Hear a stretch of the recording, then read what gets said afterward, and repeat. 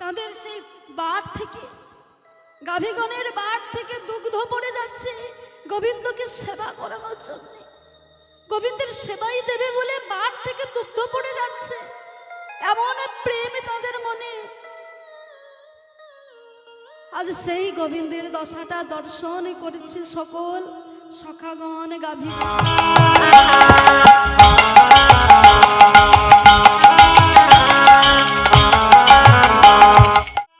তারা এমন ভাবে অজ্ঞানতায় পড়ে আছে, অচেতনায় পড়ে আছে যে তারা অজ্ঞানতা কাটিয়ে জ্ঞান অর্জন করতে পারছে না, চেতনা শক্তি লাভ করতে পারছে না।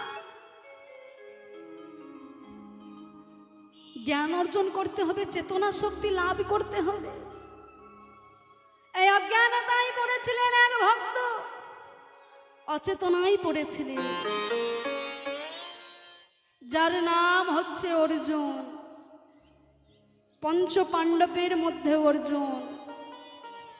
কুরুক্ষেত্রের মাঠে যখন যুদ্ধ, সম্মুখে দুর্যোধনরা দাঁড়িয়ে আছে বধ করবার জন্য পঞ্চ পাণ্ডবকে, আর এদিকে দাঁড়িয়ে আছে পঞ্চ পাণ্ডব। তার মধ্যে অর্জুন মনে মনে চিন্তা করছে, এরা সকলেই তো আমার আত্মীয় স্বজন, সকলেই তো আমার নিজের লোক, এ তো আমার জ্যেষ্ঠ ভ্রাতা, এরা তো আমার দাদা ভাই, এটা তো আমার গুরুজন। এদের আমি কেমন ভাবে হত্যা করব? যে রাজ্যের জন্য যুদ্ধ, যে সিংহাসনের জন্য যুদ্ধ, সে সিংহাসন আমাদের দরকার নেই, সে রাজ্য আমাদের দরকার নেই, কিন্তু তবুও তো তারা বেঁচে থাকবে, তবুও তো তাদের একবার দেখতে পাবো। এই অজ্ঞানতায় পড়ে যখন মাধবকে শরণ নিয়েছে, ভগবানকে শরণ নিয়েছে, অন্তর্যামী ভগবান আমারে বললেন অর্জুনকে জ্ঞান লাভ দিতে হবে, অর্জুনকে চেতনা শক্তি লাভ করাতে হবে। ভগবান সেই সময় বিশ্বম্বর মূর্তি ধারণ করে অর্জুনের সামনে দাঁড়াইলেন। অর্জুনের সামনে যখন বিশ্বম্বর মূর্তিটা ধরে দাঁড়িয়েছে, অর্জুন কোনো কিছু না ভেবে প্রভুর চরণে নিজেকে সঁপে দিয়েছে, আত্মসমর্পণ করলেন। মন প্রাণ জীবন যৌবন সব কিছু প্রভুর চরণে নিবেদন করলেন।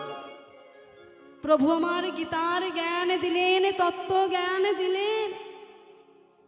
গীতার জ্ঞান পেয়ে, তত্ত্ব জ্ঞান পেয়ে অর্জুন আমার জ্ঞান লাভ করলেন, চেতনা শক্তি লাভ করলেন।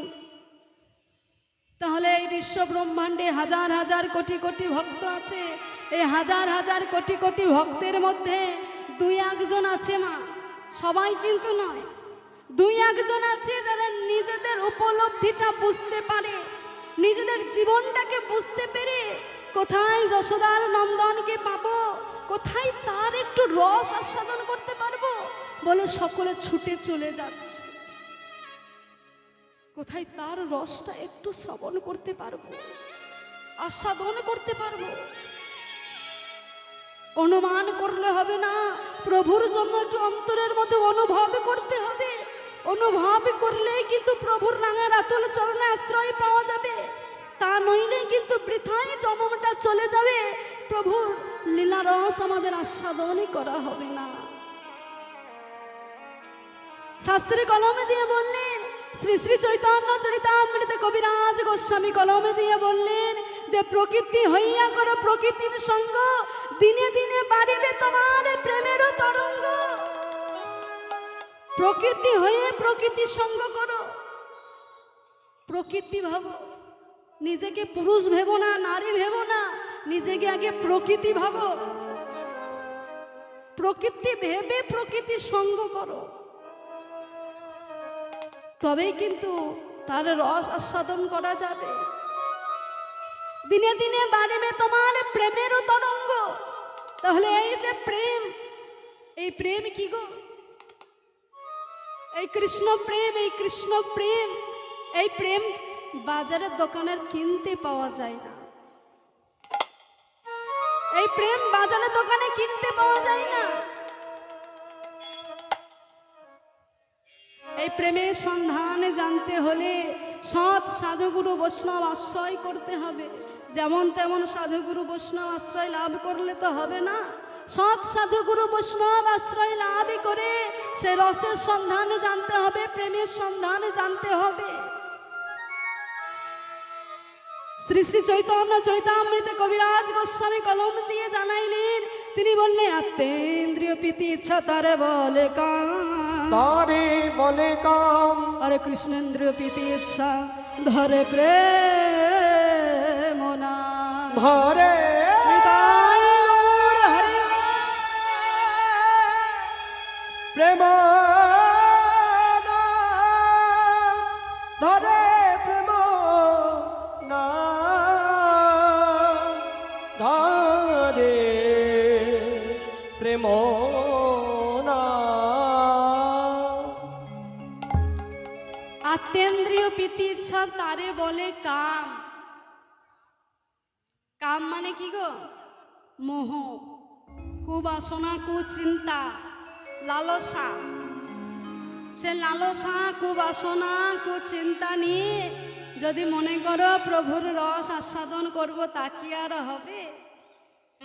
কুবাসনা নিয়ে কোনো কিছু হয় না, কোনো কাজ সম্পন্ন হয় না।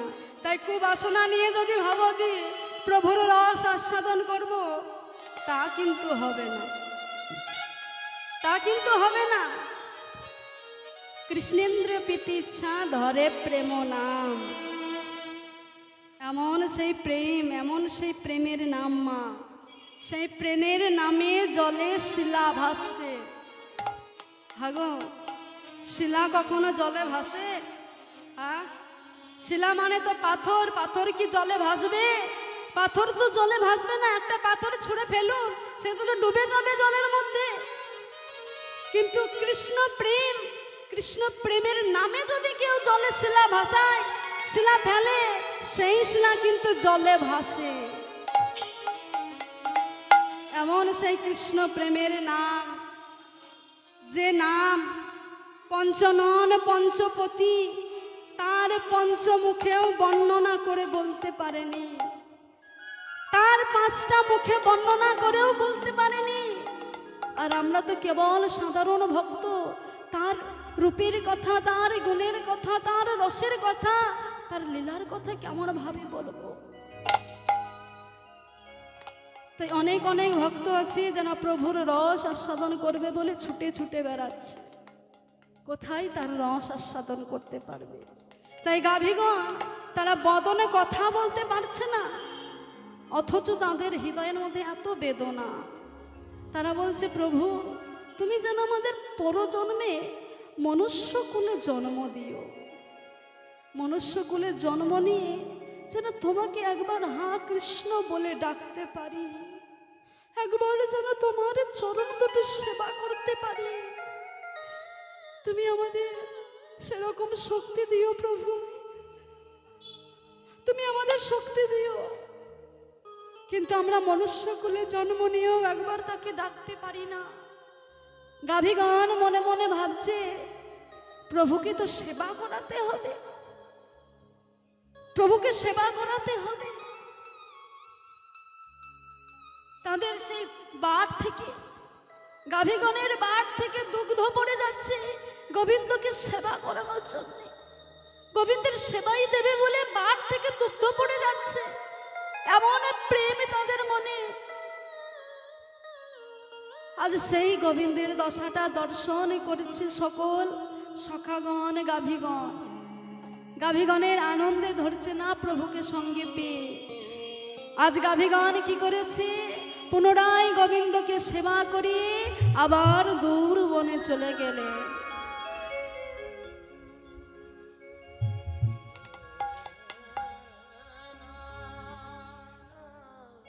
গোবিন্দের অবস্থাটা কেমন কি বলেছে?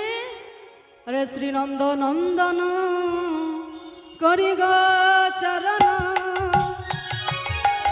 ভগো শ্রীনন্দ নন্দন করি গো চরণ, শ্রীনন্দের নন্দন করি গো চরণ, শ্রীনন্দ নন্দন করি গো চরণ, মলিনায় মুখ শশী আজ শ্রীনন্দের নন্দন করি গোচারণ মলিনয় মুখ শশী সঙ্গে হলধর সব সহচর সঙ্গে হলো ঘর সব সহচর সঙ্গে হলধর সব সহচর আজ সঙ্গে হলো ঘর সব সহচর বংশী বট তলে বসি আজ সঙ্গে হলো ঘর সব সহচর বংশী বট তলে বসি আরে সকল আজ বসিল আজ সকলে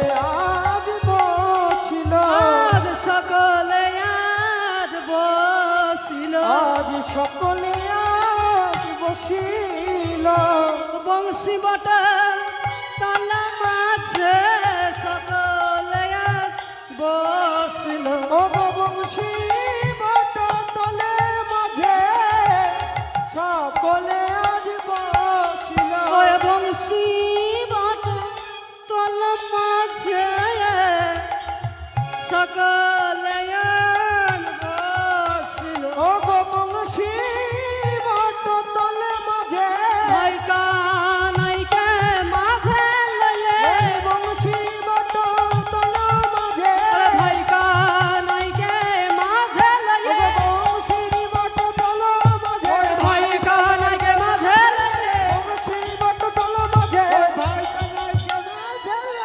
আজ সকলে আজ বসিল বসিল বংশী তট তটে গো বসিল বংশী বট তলে শ্রীনন্দ নন্দন করি গোচারণ মলিন মুখ শশী সঙ্গে হলধর সব সহচর বংশী বট তলে বসি আজ শ্রীনন্দর নন্দন নন্দনের পুত্র নন্দ রাজার পুত্র কানাই কৃষ্ণ সেই কৃষ্ণকে নিয়ে কি হয়েছে বনের মধ্যে গোচরণ করছে আজ গোচরণ করতে করতে কে কে সঙ্গে আছে সঙ্গে হলধর সব সহচর হলধর মানে কে জানা বলরাম দাদা বলরাম দাদাকে সঙ্গে নিয়ে আর বাকি সখাগণকে সঙ্গে নিয়ে আজ অতি সুন্দর ভাবে বসে আছে মলিন মুখ শশী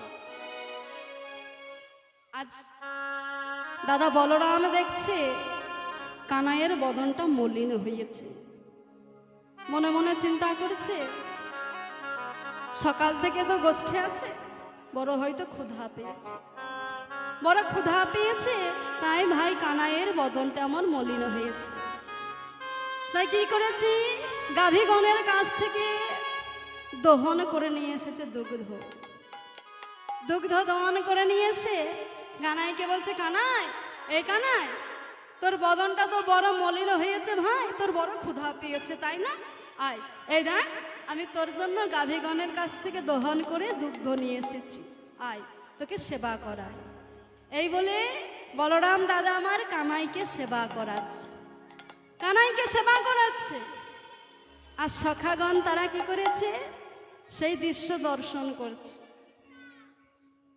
সখাগণ তারা সেই দৃশ্যটা দর্শন করছে সখারা মনে মনে চিন্তা করছে দেখো নিজের ভাইকে কেমন ভাবে সেবা করাচ্ছে দেখো নিজের ভাইয়ের ক্ষুধা পেয়েছে বলে সেবা করাচ্ছে কিন্তু একবারও তো আমাদের জিজ্ঞাসা করলো না আমরাও তো সকাল থেকে কানাইয়ের সঙ্গে এমন ভাবে গোধন চড়াচ্ছি কিন্তু দাদা তো একবার আমাদের বলল না যে সখা তোদের ক্ষুধা পেয়েছে তোরা কিছু সেবা করবি আমরা যাদের জন্য বনে আসছি তারাই একবার আমাদের জিজ্ঞেস করলো না এই শ্রীরাম কাল থেকে কিন্তু আমরা আর বনে আসবো না তাদেরও বড় ক্ষুধা পেয়েছে কিন্তু তারা মুখ ফুটে একবার বলছে না তারা একবার বলছে না তাই কি বলেছে সকল রাখাল ক্ষুধায় ব্যাকুল সকল রাখাল ক্ষুধায় ব্যাকুল সকল রাখাল ক্ষুধায় ব্যাকুল সকল রাখাল ক্ষুধায় ব্যাকুল কহয়ে তেজিয়ালা ওগো সকল রাখাল ক্ষুধায় ব্যাকুল কহয়ে যাদবরা আর হৃদয় বুঝিয়া কি খাবি বলিয়া অগর হৃদয় বুঝিয়া কি খাবি বলিয়া ওই হৃদয় বুঝিয়া কি খাবে বলিয়া অগর হৃদয় বুঝিয়া কি খাবি বলিয়া পুছয়ে রাখালো অগর হৃদয় বুঝিয়া কি খাবি বলিয়া পুছয়ে রাখলো রাখি। সখাগণ তারা এমন কানাইকে একবারও বলেছে না যে তাদের ক্ষুধা পেয়েছে, মুখ ফুটে বলছে না, তাদের লজ্জা লাগছে বলতে যদি কানাই কিছু বলে।